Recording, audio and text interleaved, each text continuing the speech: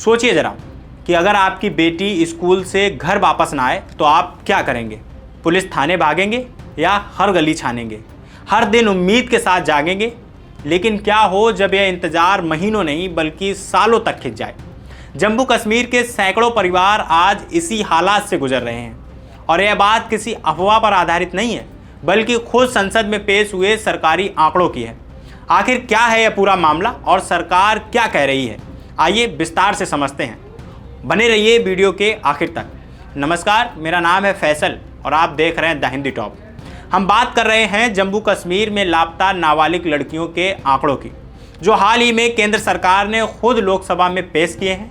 National crime records bureau यानी NCRB के आंकड़ों के मुताबिक साल 2023 तक जम्मू कश्मीर में कुल 509 नाबालिग लड़कियां लापता होने की रिपोर्ट दर्ज हुई है।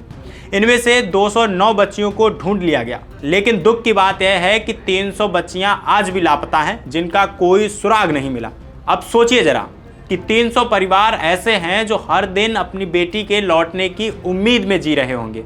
अब यह सिर्फ एक साल की बात नहीं है बल्कि लगातार कई सालों से चला आ रहा एक लंबा सिलसिला है। अगर हम पिछले सालों के आंकड़े देखें तो साल 2022 में जम्मू कश्मीर में 502 लड़कियां लापता हुई थीं। इनमें से 275 को ढूंढ निकाला गया और 227 का कोई पता नहीं चला। इससे ठीक एक साल पहले 2021 में 443 मामले दर्ज हुए थे, जिनमें 188 बच्चियां मिली और 255 आज भी लापता हैं। यानी अगर हम 3 साल का हिसाब लगाएं तो हर साल सैकड़ों बच्चियां लापता हो रही हैं और हर साल एक बहुत बड़ी लड़कियों की संख्या ऐसी है जो आज तक घर नहीं लौटी। गृह मंत्रालय ने साफ किया है कि यह डेटा एनसीआरबी की सालाना क्राइम इन इंडिया रिपोर्ट का हिस्सा है और यह आंकड़े नए मामलों के साथ साथ पुराने सालों से चले आ रहे लंबित मामलों को भी दिखाते हैं। यानी असल तस्वीर इससे भी ज़्यादा गंभीर हो सकती है, क्योंकि एक साल के लापता मामले अगले साल भी जोड़े जाते हैं। अब सवाल ये उठता है कि आखिर इतनी बड़ी संख्या में बच्चियां लापता क्यों हो रही हैं और सरकार इसे रोकने के लिए क्या कर रही है? दरअसल केंद्र सरकार ने साफ किया है कि कानून व्यवस्था और पुलिसिंग राज्यों और केंद्र शासित प्रदेशों का विषय है। यानी जांच और कार्रवाई की जिम्मेदारी सीधे तौर पर जम्मू कश्मीर प्रशासन की है। लेकिन इसके साथ ही केंद्र सरकार का कहना है कि वह कई योजनाओं के जरिए राज्यों की मदद भी कर रही है। इनमें सबसे अहम है ट्रैक चाइल्ड पोर्टल और खोया पाया प्लेटफॉर्म, जो मिशन वात्सल्य के तहत काम करते हैं। इन्हें crime and criminal tracking network system यानी CCTNS से जोड़ा गया है ताकि अलग अलग राज्यों में दर्ज मामलों का रियल टाइम में मिलान किया जा सके।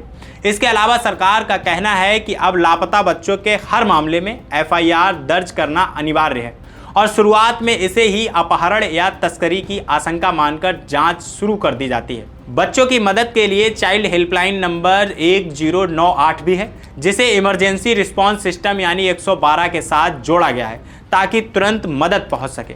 इसके साथ ही जिलों में एंटी ह्यूमन ट्रैफिकिंग यूनिट्स को मजबूत किया गया है और क्राइम मल्टी एजेंसी सेंटर के जरिए अलग अलग एजेंसियां आपस में जानकारी साझा करती हैं। साल 2023 में लागू हुई भारतीय न्याय संहिता में भी बच्चों के खिलाफ अपराधों के लिए सख्त सजा के प्रावधान जोड़े गए हैं। लेकिन कागजों पर बनी यह व्यवस्था कितनी असरदार साबित हो रही है, यह इन आंकड़ों को देखकर समझा जा सकता है।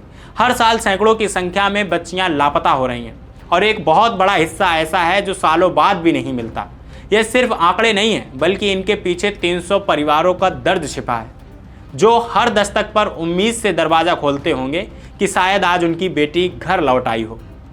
यह मामला बेहद संवेदनशील है और इसीलिए ज़रूरी है कि हम इस पर लगातार बात करें ताकि प्रशासन पर जवाबदेही का दबाव बना रहे और ज़्यादा से ज़्यादा बच्चियां सुरक्षित घर लौट सकें।